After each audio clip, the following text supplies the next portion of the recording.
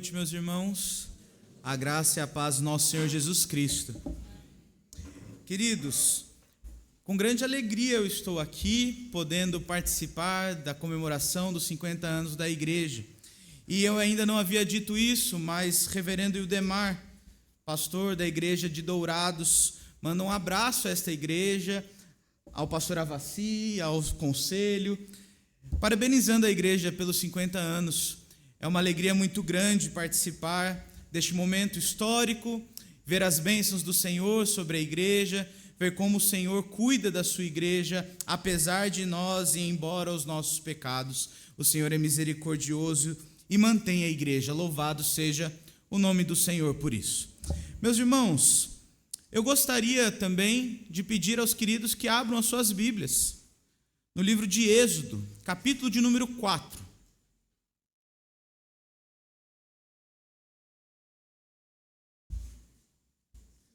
Êxodo, capítulo de número 4. E nós leremos os primeiros 17 versículos e então, em outro momento, leremos o restante. Mas Êxodo, capítulo de número 4, do versículo 1 ao versículo de número 17. Diz assim a palavra do nosso Deus. Respondeu Moisés: mas eis que não crerão, nem acudirão à minha voz, pois dirão: o Senhor não te apareceu. Perguntou-lhe o Senhor: que é isso que tens nas mãos? Respondeu-lhe: uma vara. Então lhe disse o Senhor: lança-a na terra. Ele a lançou na terra, e ela virou uma serpente, e Moisés fugia dela. Disse o Senhor a Moisés: estende a mão e pega-lhe pela cauda. Estendeu ele a mão, pegou-lhe pela cauda, e ela se tornou uma vara. Para que creiam que te apareceu o Senhor, Deus de seus pais, o Deus de Abraão, o Deus de Isaque e o Deus de Jacó. Disse-lhe mais o Senhor: mete agora a mão no peito. Ele o fez, e tirando-a, eis que a mão estava leprosa, branca como a neve. Disse ainda o Senhor: torna a meter a mão no peito. Ele a meteu no peito novamente, e quando a tirou, eis que se havia tornado como o restante de sua carne. Se eles te não crerem, nem te atenderem à evidência do primeiro sinal, talvez crerão na evidência do segundo. Se nem ainda crerem mediante esses dois sinais, nem te ouvirem a voz, tomarás das águas do rio e as derramarás na terra seca. E as águas que do rio tomares, tornar-se-ão em sangue sobre a terra.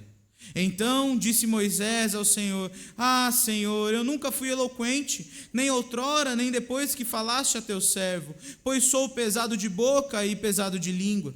Respondeu-lhe o Senhor: quem fez a boca do homem? Ou quem fez o mudo, ou o surdo, ou o que vê, ou o cego? Não sou eu, o Senhor? Vai, pois, agora, e eu serei com a tua boca, e te ensinarei o que hás de falar. Ele, porém, respondeu: ah, Senhor, envia aquele que hás de enviar, menos a mim. Então se acendeu a ira do Senhor contra Moisés, e disse: não é Arão, o levita, teu irmão? Eu sei que ele fala fluentemente, e eis que ele sai ao teu encontro, e vendo-te, se alegrará em seu coração. Tu, pois, lhe falarás e lhe porás na boca as palavras. Eu serei com a tua boca e com a dele, e vos ensinarei o que deveis fazer. Ele falará por ti ao povo, ele te será por boca, e tu lhe serás por Deus. Toma, pois, esta vara na mão, com a qual hás de fazer os sinais. Oremos novamente, meus irmãos. Pai de amor, a tua palavra foi lida, e pedimos, ó Deus, que o teu Santo Espírito fale conosco nessa noite, que sejamos iluminados, que sejamos, ó Deus, transformados. Em Cristo Jesus oramos. Amém. Creio, meus irmãos, que existe um medo muito comum em todo ser humano. Eu creio que é comum a todo ser humano o medo de fracassar, o medo de não ser suficiente, o medo de fazer planos e não cumpri-los, o medo de começar algo e não terminar. E este sentimento, ele é tão comum, mas ele também é controverso. Ele é um sentimento que, ao mesmo tempo que queremos o sucesso, temos o medo de alcançar o sucesso e não alcançá-lo e fracassarmos. Queremos tanto sermos autossuficientes e na controvérsia disso acabamos tendo medo de não ser, o medo de faltar. Digamos ainda que esse medo se intensifica à medida do propósito que temos para a nossa vida. Creio aqui que ninguém tem medo de se levantar. Creio aqui que ninguém tem medo de dar um passo à frente. Porque, de fato, esse propósito para nós é muito simples. Todos aqui sabem andar, sabem se levantar. Mas se nós estivéssemos reaprendendo a andar, ou aprendendo a andar, certamente isso seria muito difícil. Perceba que o nosso medo de começar algo tem muito a ver com o propósito que nós colocamos diante de nós. Se nós queremos, por exemplo, nos casar, isso já se torna um medo maior. Se nós queremos mudar de cidade, como fiz há pouco, também se torna um medo maior. Se nós queremos talvez abrir um negócio, abrir uma empresa, ou ser pai, traz medo ao nosso coração, porque o medo está intimamente ligado com o fato do propósito que temos bem diante de nós. Eu ainda me lembro do medo que eu tive quando quis ser pastor. Aos 15 anos de idade, senti o chamado ao ministério pastoral. E eu ainda me lembro do medo de não ser suficiente para tal. Ainda me lembro do medo de fracassar na caminhada do ministério pastoral. Conhecia pastores, na família, 3 pastores, neto de pastor e assim por diante. O medo de não conseguir, e ainda me lembro das palavras do meu pastor naquela época. Mantenha esse medo. Guarde esse medo. O medo de fracassar ou o medo de não ser suficiente, guarde ele, porque você não é. Quem é será sempre o Senhor. Meus irmãos, eu acredito que Moisés estava tendo esse medo. O medo de fracassar. O medo tomava-lhe o coração, a incredulidade de: será mesmo que eu estou sendo chamado pelo Senhor para ir e libertar o povo no Egito? Moisés aqui estava no Monte Horebe. Estava ali diante de um monte, ou diante da sarça, num momento solene da sua vida, marcado pela presença do Senhor que se fazia ali, marcado por elementos da aliança do Senhor. O Senhor mostrava que ele estava presente, e não apenas o Senhor, mas Yahvé. Foi um momento de grande importância, singular para tudo aquilo que aconteceu e aconteceria. Digamos até mesmo que Moisés, sendo escolhido como libertador do povo de Israel, na teologia bíblica nós dizemos que Moisés era um tipo de Cristo, porque Cristo nos libertaria. E talvez isso revela muito mais sobre Êxodo do que nós conhecemos.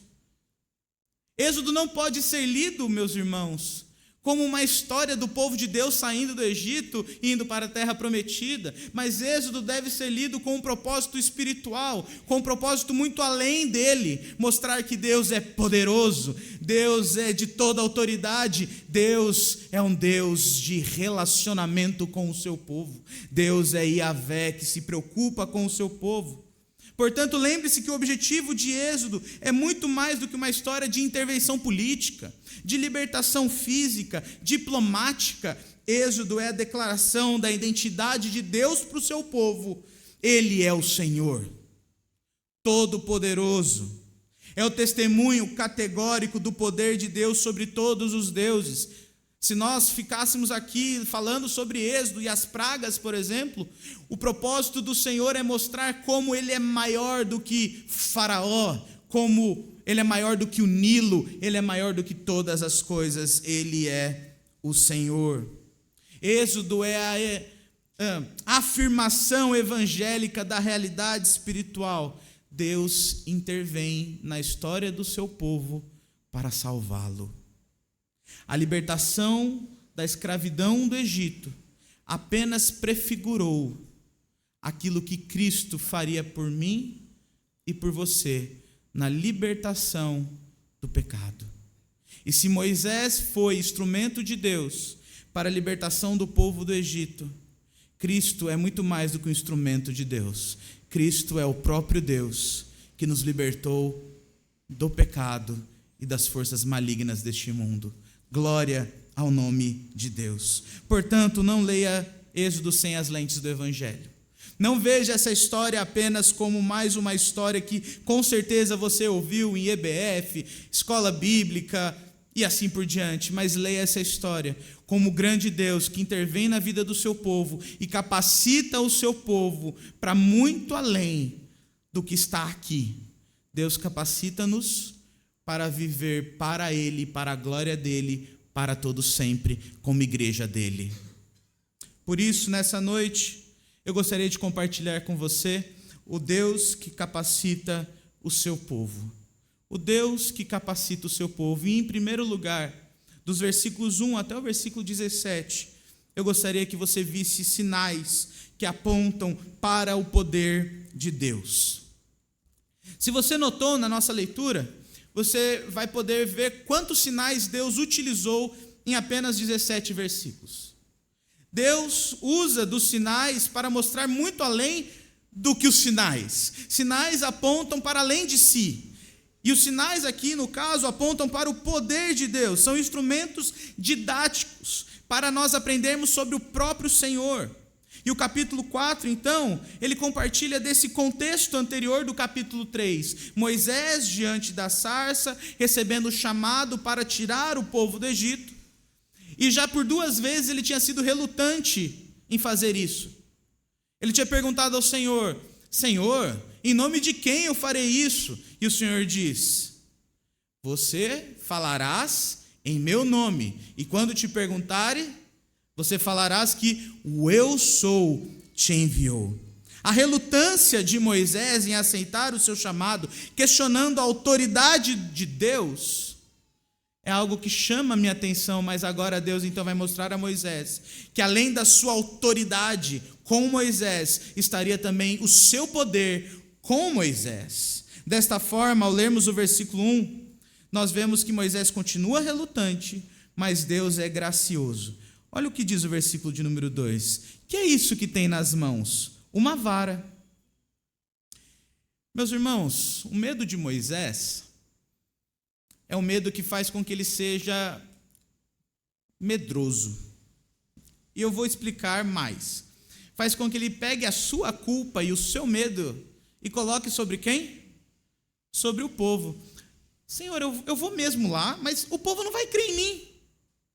Muito parecido com o que ele já havia dito. O povo não vai crer. É o povo que não vai. E convenhamos, meus irmãos, o povo não creria mesmo. É difícil para o povo de Israel. Se a gente continuasse o livro de Êxodo aqui nessa noite, nós veríamos quantas vezes o povo de Israel foi incrédulo. Mas o Senhor acolhe esse medo de Moisés, e então, nos versículos de 2 a 9, a graça do Senhor mostrando a Moisés o seu poder. O que ele diz? Primeira coisa, pega essa vara, joga ela no chão, ela se torna uma serpente, pega essa serpente, pega pelo rabo da serpente, ela voltará a ser uma vara. Se eles não ouvirem esse sinal, qual é o segundo sinal, Moisés? Põe a sua mão no peito, debaixo da sua túnica. A hora que ele tira, lepra. A hora que ele põe de volta e tira, curada. Se eles não ouvirem esses 2 sinais que você há de fazer na frente deles, faça o terceiro, já prefigurando, na verdade, a primeira praga do Egito. A primeira praga do Egito é essa praga que transforma a água em sangue. E é isso que Moisés deveria fazer caso o povo não ouvisse. E só uma questão de informação aos irmãos: transformar a água do Egito, a água do Nilo, em sangue, demonstra que Deus é maior que o Nilo. Isso é muito importante para a história do Êxodo, porque o Nilo era considerado o deus dos egípcios. Era do Nilo que eles retiravam força para a sua cultura, para a sua agricultura, para a sua pecuária, para tudo aquilo que eles faziam saía do Nilo. E daí Deus estava dizendo: eu sou maior do que o Nilo. Meus irmãos, lembrem então, os sinais apontam para além de si e não possuem um fim em si mesmos. E aí então o versículo de número 5 faz questão de dizer: você fará isso para que creiam que o Senhor te apareceu, o Deus de teus pais, o Deus de Abraão, o Deus de Isaque e o Deus de Jacó. Deus não aponta apenas para o seu poder, mas para a sua autoridade de transformar qualquer coisa, curar e fazer o impossível. E Ele não precisa de autorização de alguém para fazer isso, Ele apenas o faz, porque Ele é Senhor, soberano sobre todas as coisas. O que a gente aprende aqui? Nisso nós aprendemos que Deus dá sinais claros do seu agir e de sua existência todos os dias. Todos os dias, Deus dá sinais da sua existência e somos nós que continuamos tendo medo. Existe um diácono lá na igreja de Dourados, que todo dia, na verdade, nós temos uma reunião de oração, todo dia às 7h15 da manhã. E todo dia eu chego para ele e pergunto: Senhor Adenir, como o senhor está? Tudo bem? Estou bem, acordei respirando hoje, e só por isso está muito bom. Existe um outro irmão que passou, na época do Covid, 3 meses internado sem poder respirar, e uma das maiores alegrias dele, sabe qual é? Levantar de manhã, abrir a sua janela e... Sinais claros de como Deus nos guarda diariamente com o seu poder. Somos nós que não atentamos para eles e continuamos com medo. Somos tomados por ansiedade, somos tomados por tristeza, somos tomados por insegurança, quando Deus permanece ainda no seu alto e sublime trono, guardando-nos. Às vezes eu acho que o nosso medo é baseado muito em incredulidade. Não cremos que o Senhor é soberano sobre todas as coisas. Às vezes eu penso que é falta de confiança. E quem sabe até mesmo uma idolatria do nosso coração. Nós duvidamos de Deus e do seu poder, da sua autoridade, do seu senhorio, porque muitas vezes nós queremos ser os senhores de nós mesmos. Nós queremos a nossa zona de conforto bem segura, e ai daquele que puser a mão em nossa zona de conforto. Nós queremos nossa segurança baseada em nós mesmos, quando o Senhor está dizendo que Ele é o Todo-Poderoso sobre toda a terra. O poder de Deus nos chama a crer, e no mínimo em sua soberania, em sua providência. Como presbiterianos, nós adoramos essas duas doutrinas, né? Soberania de Deus e providência do Senhor. Mas, meu irmão, por favor, comece a levar essas doutrinas para a sua vida diária, para a sua vida na sua casa, a sua vida com a sua família, com o seu trabalho, em todos os lugares que você tiver. Deus é soberano, Ele nunca saiu do seu reinado, do seu trono. Ele providencia todas as coisas. Então, paremos de ter medo, porque a soberania e a providência de Deus são motivações suficientes para darmos passos em toda a nossa vida. Eu gosto muito de uma banda chamada Projeto Norte, que ela diz assim: bota o pé que eu boto o chão. A gente pode dar passos na nossa vida, porque a gente tem a certeza de que Deus há de prover todos os caminhos. E Ele já proveu, como diz Efésios capítulo 2, versículo 10. Deus preparou de antemão as boas obras para que caminhássemos nelas. A confiança no poder de Deus é essa. E engana-se quem acha que a nossa fé é sem razão e sem sentido. O Senhor nutre a nossa vida de sinais claros da sua existência, de seu poder e de sua autoridade. Somos apenas nós que muitas vezes não vemos Ele assim. Mas agora eu quero chamar sua atenção para o versículo de número 10, porque depois de todos esses sinais, então disse o Senhor a Moisés: ah, Senhor, eu nunca fui eloquente, eu nunca falei bem, eu não sou bom de discurso, eu sou pesado de língua, eu sou pesado de boca. Meus irmãos, a gente não sabe ao certo se Moisés era ou não um ótimo orador. Na verdade, Moisés era um ótimo orador, porque ele vai levar o povo para o deserto, vai falar com o povo sempre, e a gente vai ver lindos discursos de Moisés durante o livro de Êxodo, ou até mesmo em todo o Pentateuco. Mas Moisés inventa uma desculpa ao Senhor: ah, Senhor, eu não sei falar muito bem, não.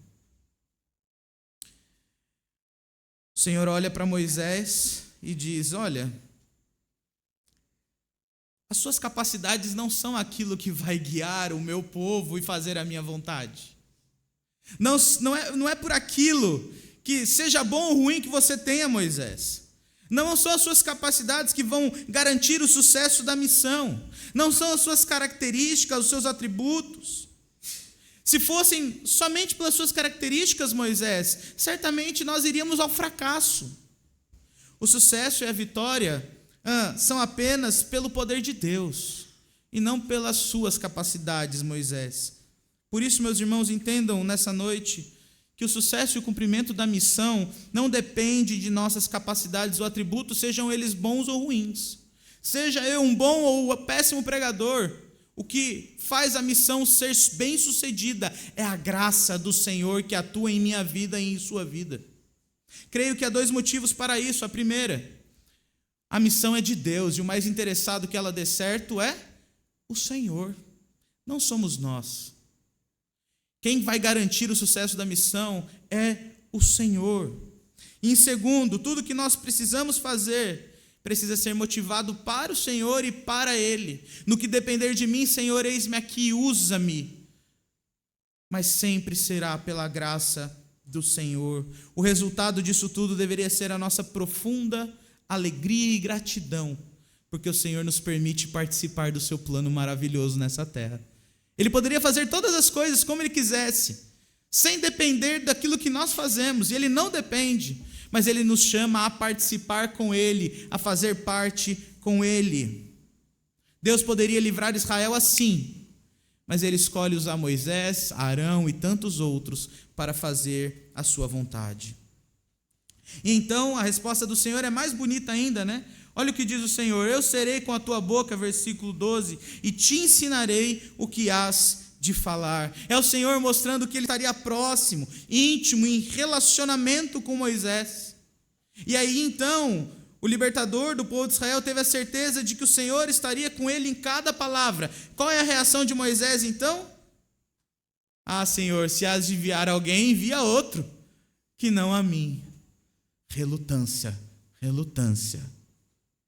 Ainda permaneceu em hesitação, irredutível, mas dessa vez a sua relutância atingiu níveis altos, porque olha a resposta do Senhor: então se acendeu a ira do Senhor contra Moisés, e disse: não é Arão o levita teu irmão? Eu sei que ele fala fluentemente, e eis que ele sai ao teu encontro, e vendo-te se alegrará em teu coração. Sabe como que eu vejo essa cena? Eu vejo o Senhor como um pai, que o filho fica falando assim: não, pai, eu não vou. E o pai vira e diz: essa é a última vez que eu estou dizendo, não me faça dizer de novo. É assim que o Senhor atua com Moisés. O texto nos permite dizer que mesmo na ira de Deus, Deus acolhe mais uma vez o débil Moisés e providencia ao frágil e pequeno Moisés todas as coisas que ele precisa. E a graça e a misericórdia do Senhor vão além e estabelecem mais uma vez, versículo 15 e versículo 16, eu estarei com você e com Arão, e os guardarei e ensinarei tudo o que hás de falar. Eu porei nas tuas bocas, e Arão teu irmão falará por ti. E então o verso 17 termina com a solene voz de Deus dizendo: toma, pois, esta vara na mão, e com a que hás de fazer os sinais. Sinais de novo. Meus irmãos, lembrem-se que os sinais apontam para além de si e não um fim em si mesmos. Os sinais apontam para Deus, seu caráter, seu poder, sua supremacia. Era a certificação de que Deus estava com Moisés. A carta de Hebreus diz que Moisés preferiu, ou melhor, recusou ser chamado filho da filha de Faraó e as riquezas do Egito para servir a Deus. E mostra para nós como a fé de Moisés foi forte. Mas Êxodo capítulo 4 nos mostra como Moisés era fraco, débil e necessário ou necessitado da graça do Senhor. Isso me ensina, e eu quero te chamar a aprender aqui. Deus escolhe aqueles que possuem medo, insegurança e até mesmo são hesitantes. Aqueles que são ou não dotados de grandes capacidades e atributos, e faz deles grandes instrumentos do seu agir no seu mundo. Meu irmão, não tema o que Deus pode fazer através da sua vida. Escolha se submeter e se subjugar ao senhorio de Deus, porque Ele é Deus, Ele é Senhor e Ele é o poderoso e soberano sobre toda a terra. 50 anos foram possíveis até aqui, porque o Senhor está presente aqui e Ele tem capacitado o seu povo e demonstrado dia a dia a sua existência no meio de vós. Que nos próximos 50 anos, 100 anos e até a volta de Cristo, essa igreja permaneça amando o Senhor em seu poder e graça. E não sendo relutante, mas sendo subjugado, submetido ao poder do grande Eu Sou, Yahvé. Mas há uma segunda coisa que esse texto me ensina, e eu gostaria então que os irmãos vissem comigo do versículo 18 até o versículo de número 31.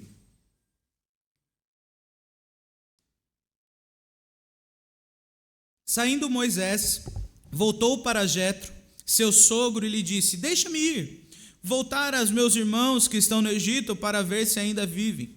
Disse-lhe Jetro: vai-te em paz. Disse também o Senhor a Moisés em Midian: vai, torna para o Egito, porque são mortos todos os que procuravam tirar-te a vida. Tomou, pois, Moisés a sua mulher e seus filhos, fê-los montar num jumento e voltou para a terra do Egito.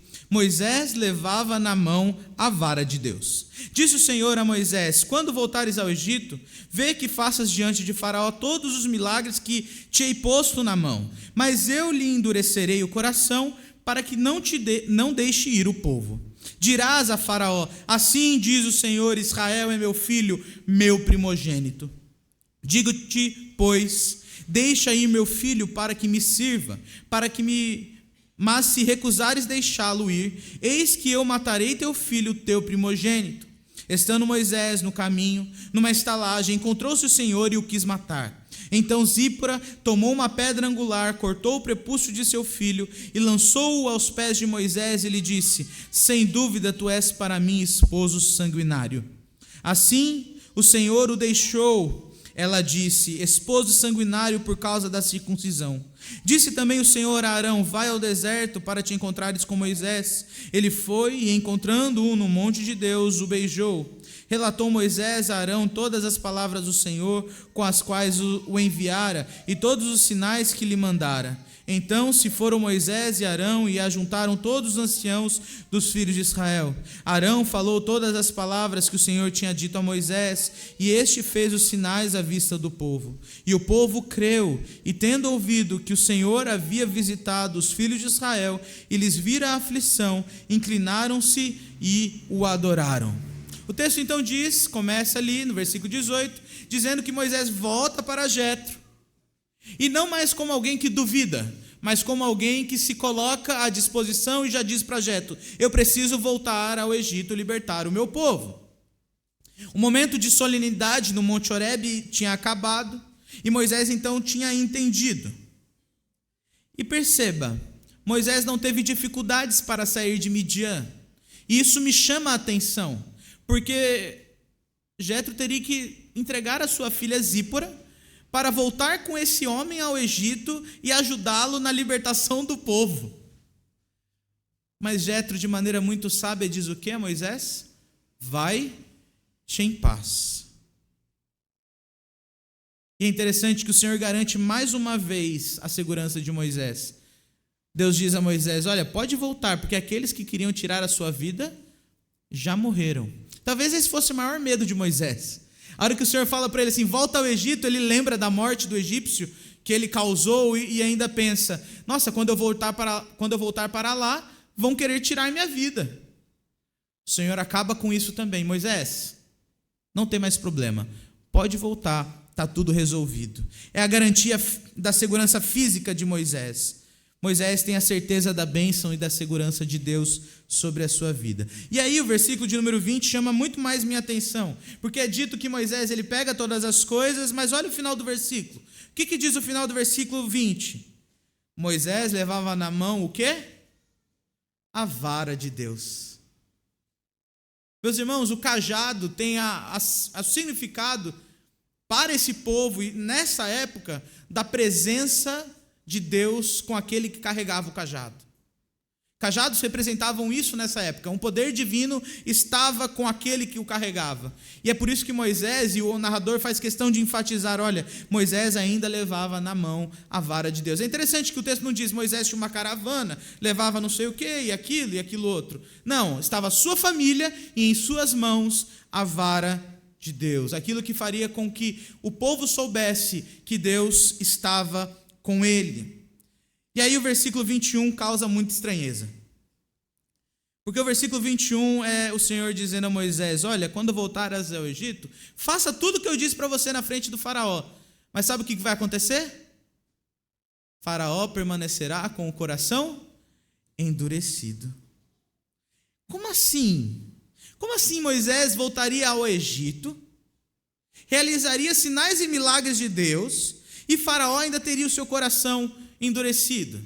É intrigante isso, é amedrontador, semelhante talvez ao que Isaías ouviu do Senhor, né? A gente adora aquele texto, eis-me aqui, envia-me a mim.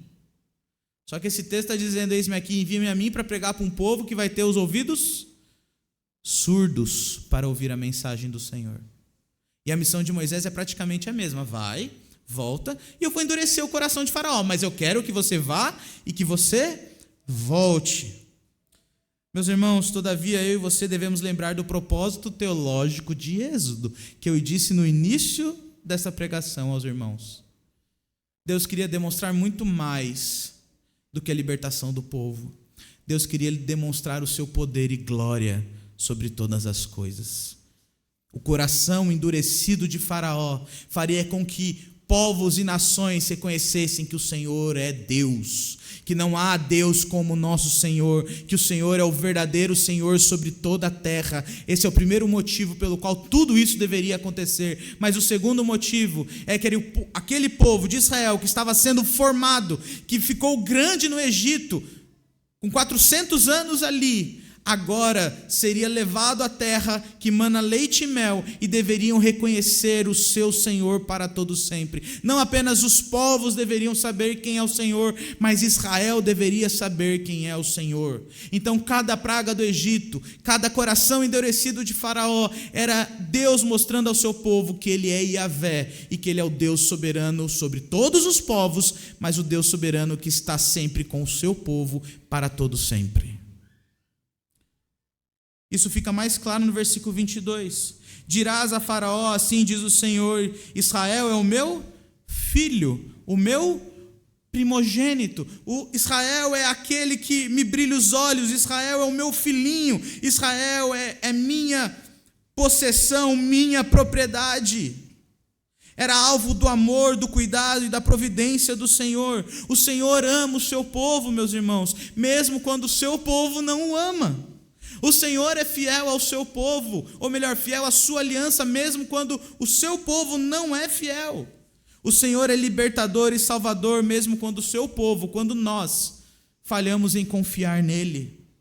Essa é a realidade pactual de Deus. Na verdade, esse é o caráter de Deus refletido na aliança, no seu relacionamento íntimo com o seu povo. Anos mais tarde, Israel leria essa história e aprenderia sobre como Deus capacitou Moisés para a missão, mesmo quando ele não creu por amor à sua aliança.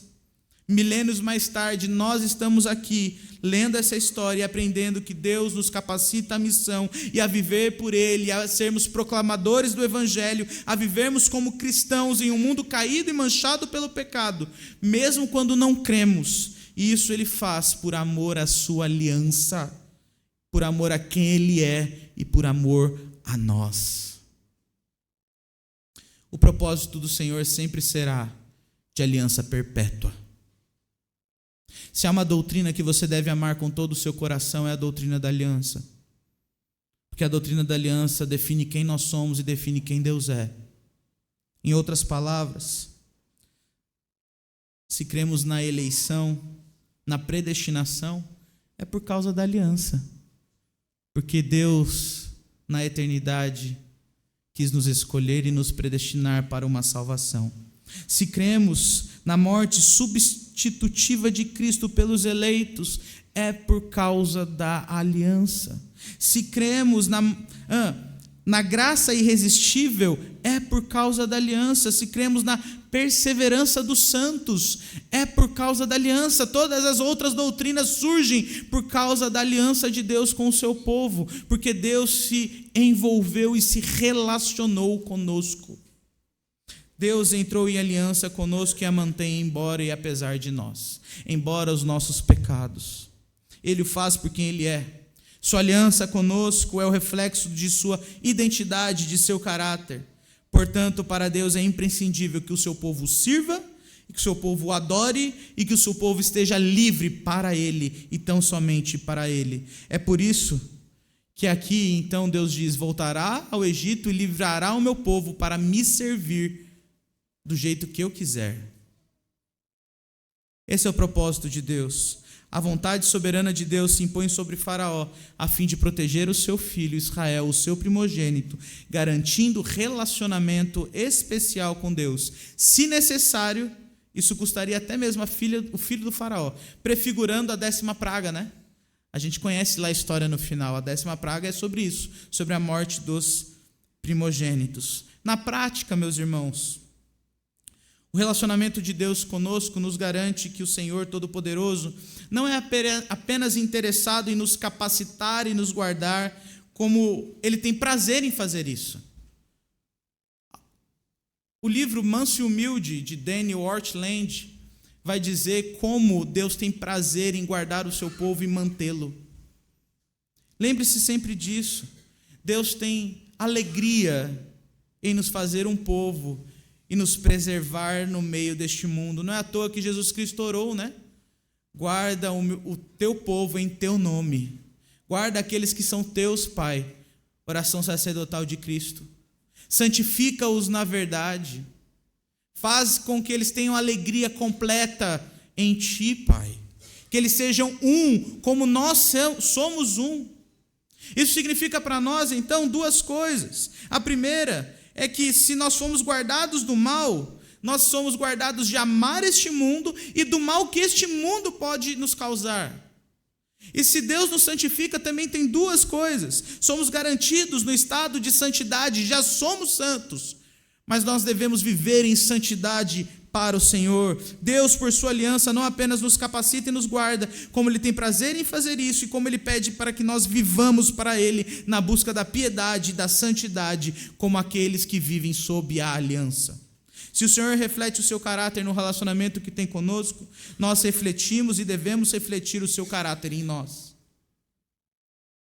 É muito bom saber que Deus nos guarda, mas é melhor ainda se você puder viver para Ele, tão somente para Ele. Não se esqueça disso. Como povo da aliança, nós devemos viver para Deus sempre e em todo momento. Por isso eu gosto de lembrar da carta de Tito, de Paulo a Tito. A graça de Deus se manifestou salvadora a todos os homens, fazendo o quê? Educando-nos para a piedade. Fomos salvos, maravilhoso, mas fomos salvos para viver para o Senhor eternamente. Eu quero terminar, queridos. Eu quero terminar olhando para os últimos versículos, 24, 25 e 26, que talvez sejam os versículos que mais causem espanto aos nossos corações. Como assim, então, Deus aparece a Moisés e quer matar ele? Certamente Moisés havia esquecido de circuncidar o seu filho Gerson. Existem muitas explicações para esse texto, mas a mais simples é essa, e é a mais bíblica. Moisés tinha ficado muito tempo em Midian, seu filho Gerson nasceu, e ele esqueceu de circuncidá-lo. E aí, no caminho do Egito, lhe faltava uma coisa, consagração para cumprir a sua missão. E aí Deus aparece para ele, quer matá-lo. Então Zípora, como Joquebede, como outras mulheres, as parteiras do Egito, vai lá e realiza a circuncisão, e pega então o prepúcio e lança aos pés de Moisés e diz: agora está cumprido. Esposo sanguinário não é pejorativo, tá, meus irmãos? E esposo sanguinário significa: agora você cumpriu o rito que você precisava cumprir e que você não havia cumprido. É por isso que ela chama ele de esposo sanguinário, demonstrando para nós que sangue deveria ser derramado e que aquilo que Moisés precisava fazer agora estava cumprido. Olhando para o capítulo 4, então, Não há como eu pensar ou não pensar que como Moisés foi vacilante, como Moisés foi hesitante, despreparado para a sua missão. E até em sua debilidade Moisés nos aponta Jesus. Lucas capítulo de número 2 conta que Jesus ao 7º dia foi circuncidado, levado ao templo e circuncidado, e seus pais ofereceram oferta, cumprindo tudo aquilo que a lei dos profetas mandavam. Então, aquilo que falta em Moisés, não falta em Cristo. E o sangue derramado aqui um dia seria derramado pelo nosso Salvador. Nisso vemos Jesus. Jesus é o perfeito Redentor para a nossa vida. Jesus é o Cristo, é o Filho de Deus. Entenda isso que eu vou lhe dizer agora. Jesus é tanto o sinal quanto o significado. Quando os fariseus pediram um sinal vindo do céu, Jesus disse: nenhum sinal lhe será dado. Por quê? Eu estou diante de vocês, vejam o sinal, ele está bem na frente de vocês. Se há um sinal miraculoso, extraordinário e sobrenatural sobre a nossa vida, esse sinal é Jesus. O poder de Deus é totalmente refletido em Jesus. Ele é o resplendor da glória de Deus, a exata expressão do seu ser. E essa é a beleza do Evangelho.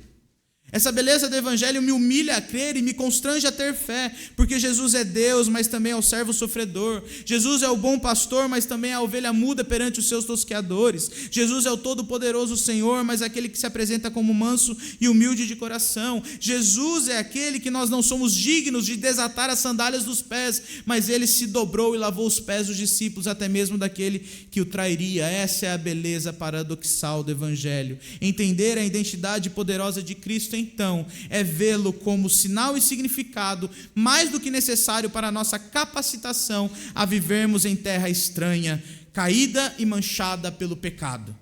É apenas da identidade poderosa de Cristo que poderemos viver como verdadeiros cristãos. Jesus é também a exata expressão do relacionamento de Deus conosco. Jesus é o elo, o propiciador e o propiciatório, o reconciliador, o melhor amigo, o intercessor, o advogado junto ao Pai, a paz e a certeza de que não somos mais filhos da ira, mas somos amados de Deus. Que maravilhoso é então reconhecermos o perfeito relacionamento que temos com Deus em Jesus. Meu amor, meu irmão, nessa noite não saia daqui sem entender o que Jesus fez por você na cruz do Calvário e que nenhum outro poderia fazer, porque Êxodo está dizendo que tudo aquilo que nós precisamos foi cumprido em Jesus. Sem entender que tudo aquilo que lemos sobre Moisés ou sobre qualquer outro personagem bíblico é sombra de Jesus, e que tudo que Jesus garante para a sua vida é certo e não depende de você, mas tão somente dele. Jesus nos garante a certeza de que somos filhos de Deus. É o indicativo de Deus para nós, mas também o imperativo de Deus para nós. Se somos filhos amados do Senhor, vivamos como filhos amados do Senhor nessa terra. Não saia daqui nessa noite sem entender que Jesus te capacita para a missão e para viver conforme a vontade dele e não deste século. Não saia daqui sem entender que a missão de Deus para você e para a sua vida é realizada através das suas atitudes, ações e pensamentos, emoções e resoluções em Cristo. Não saia daqui sem entender que Deus, em Jesus Cristo, te chamou no mínimo para ser sal da terra e luz do mundo. No mínimo, para ser proclamador do Evangelho. No mínimo, para apresentar o seu corpo por sacrifício vivo, santo e agradável ao Senhor. Ele te chamou no mínimo para olhar para o autor e consumador da fé e caminhar a carreira com os olhos fitos na eternidade. 50 anos é a garantia de que o Senhor esteve nessa igreja e está nessa igreja. Mais 50 anos precisam ser vividos sempre com os olhos fitos em Cristo, o autor e consumador da nossa fé. Aquele que nos capacita diariamente a sermos verdadeiros cristãos e dá sinais claros da sua existência e sinais claros do seu relacionamento comigo e com você. Vamos orar? Senhor, muito obrigado por essa noite. Muito obrigado a Deus pela Tua palavra. Obrigado a Deus pela Tua boa mão que nos traz aqui. Obrigado a Deus porque na história o Senhor nos salvou, regenerou, fruto do seu plano eterno, fruto, ó Deus, do teu amor eterno, fruto da tua graça e da tua misericórdia. Obrigado pelos 50 anos dessa amada igreja. Obrigado, ó Pai, porque o Senhor permitiu com que cada um que está aqui fizesse parte dos teus planos aqui neste local, no Jardim São Luís. Obrigado, ó Deus, pelo privilégio de servirmos o Senhor. Obrigado pelo privilégio de glorificarmos o teu nome. E que outros 50 anos possam ser vividos segundo a tua vontade, segundo os teus preceitos, para a glória do Senhor. Ó Senhor, toma-nos sempre em tuas mãos, capacita-nos e faz-nos sempre depender de quem tu és, para a glória do Senhor.